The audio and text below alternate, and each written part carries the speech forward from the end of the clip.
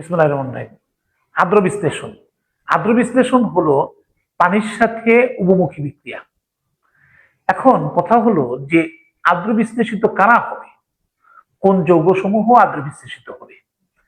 অনেক সময় বলা হয় যে আর্দ্র বিশ্লেষণের মূল শর্ত, প্রথম শর্ত, অনেক কথাবার্তা কি বলে বলা হয় যে আর্দ্র বিশ্লেষণের শর্ত ইলেকট্রন শূন্য ডি অরবিটাল থাকতে হবে।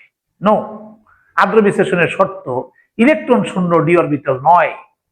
যদি আর্দ্র বিশ্লেষণের শর্ত ইলেকট্রন শূন্য ডি অরবিটাল হতো তাহলে বোরন ট্রাইফ্লোরাইড, বোরন ট্রাইক্লোরাইড এরা কখনো আর্দ্র বিশ্লেষিত হতো না, কারণ বোরনে কোনো ইলেকট্রন শূন্য ডি অরবিটাল নেই।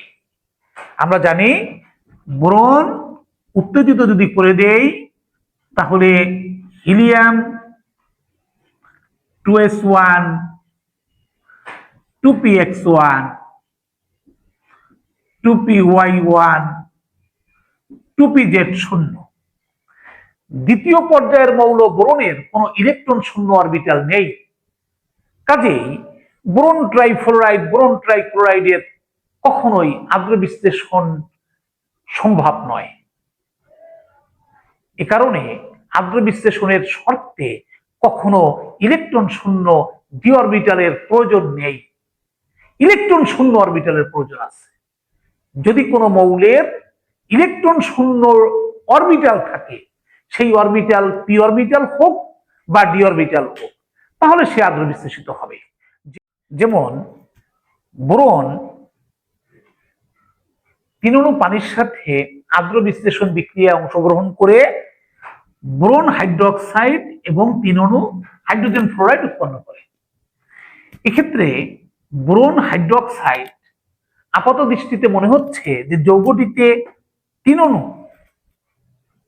হাইড্রোজেন ফ্লোরাইড সাথে এই বোরনের 3টি হাইড্রোক্সাইড মূলক উপস্থিত থাকায় যৌগটিকে মনে হবে ক্ষারক, কিন্তু বোরন হাইড্রোক্সাইড ক্ষারক নয়।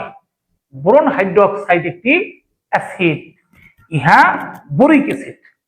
তাহলে মনে রাখতে হবে হাইড্রক্সিল মূলক থাকলেই যৌগটি ক্ষারক হবে তার কোনো নিশ্চয়তা নেই। হাইড্রক্সিল মূলক যুক্ত যৌগ অম্ল হতে পারে এবং ক্ষারকও হতে পারে। এক্ষেত্রে যৌগটি ক্ষারক নয়, acid, boric acid. Thank you.